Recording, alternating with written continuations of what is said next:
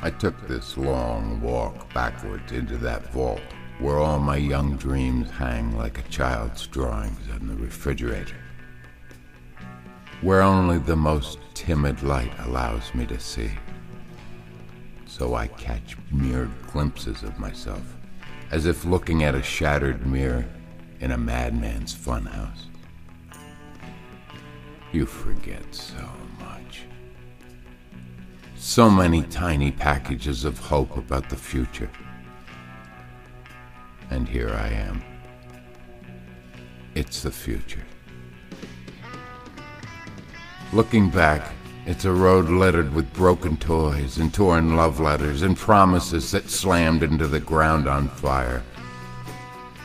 Not that it's all bad, but some days or nights when all the shadows in my mind have a carnival, when all the tears rise from that well of hidden sorrows, when I know I have to rescue all the tender wounds, and I can't avoid seeing their faces.